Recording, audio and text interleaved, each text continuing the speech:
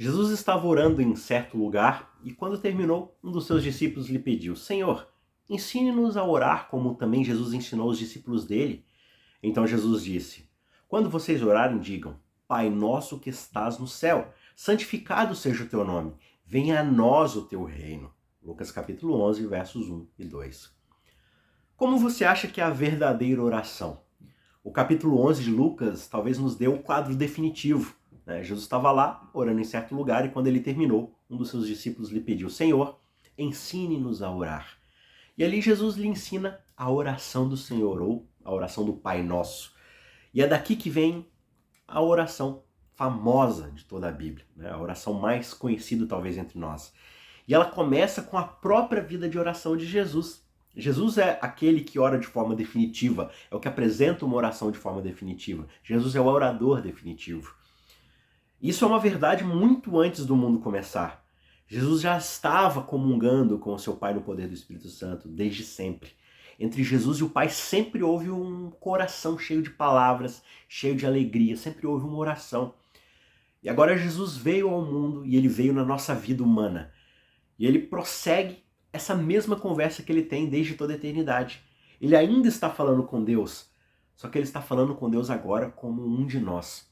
Jesus trouxe a vida de oração divina para a nossa existência humana. E ali a gente percebe ele orando no topo da montanha. Deus, o Filho que se tornou Deus, o nosso irmão. E ele está orando: meu Pai, meu Pai, meu Pai. E na verdade é até mais íntimo do que isso. A gente sabe porque em Marcos, no capítulo 14, verso 36, ele chama Deus de Abba, Pai.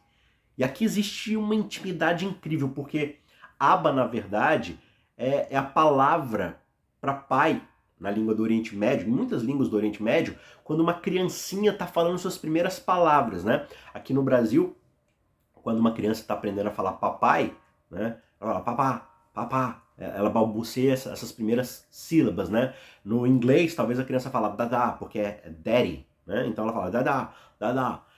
E no Oriente Médio, nas línguas do Oriente Médio, é abá, abá, né? Porque a forma como o pai vai ser chamado naquela língua, talvez as primeiras sílabas sejam aba. E Jesus está falando aqui como uma criancinha fala com seu pai, né? Aba, papai, papá. E isso continua sendo, ao longo da vida da criança, a forma como ela vai chamar, da mesma forma como aqui a gente vai chamar de papai, né? Então, isso demonstra pra gente essa intimidade, esse respeito belíssimo pela qual Deus está tratando o seu pai. Abba, pai. Como uma criancinha chamando pelo seu papai. E os discípulos contemplam essa vida de oração à distância e eles querem participar dela. Por isso que eles pedem: Senhor, ensina-nos a orar do jeito que o Senhor ora, com essa intimidade que o Senhor ora. E maravilha das maravilhas, Jesus responde: olha, quando vocês forem orar então, orem assim: Pai Nosso. Você percebe isso lá em Mateus também, no capítulo 6, verso 9, onde está a mesma oração, né? Já pensou que glória, já pensou que oportunidade? Nós podemos chamar Deus de nosso Pai, assim como o próprio Jesus chama pelo seu Pai. Não porque eu ou você sejamos pessoas boas. Na verdade, eu mesmo sou uma pessoa terrível, perversa. E não porque eu seja um bom religioso, porque eu não sou um bom religioso. Não porque eu seja um guerreiro de oração dedicado. Na verdade, eu sou qualquer coisa menos isso. Então por que no fim das contas eu posso chamar Deus de meu Pai? Eu posso chamar Deus de meu Pai porque Deus, o Filho, se tornou meu irmão. Ele me trouxe a si mesmo e me adotou na sua casa. E agora eu estou dentro da eterna vida de oração do próprio Deus. E pensar sobre isso deveria revolucionar completamente a nossa oração. Tantas vezes a gente sente que a gente precisa gritar nossas orações até um céu que parece ser silencioso, que não responde de volta. Quando na verdade Jesus está dizendo: entrem, sintam-se em casa, entrem para o coração do próprio céu, entrem em meu nome. Em mim você está tão perto de Deus quanto eu mesmo estou. Você não precisa gritar até o céu, você pode sussurrar ao ouvido de Deus e chamá-lo de papai, de papa, de Abba. Jesus nos adverte nos versículos 5 a 8 sobre alguns pregadores hipócritas. Eles oram em público para serem vistos pelos homens. Jesus diz para a gente orar no ouvido do Pai, em secreto. Se esse privilégio não fizer algo em nossos corações, a gente vai orar iguais esses hipócritas, e não como criança.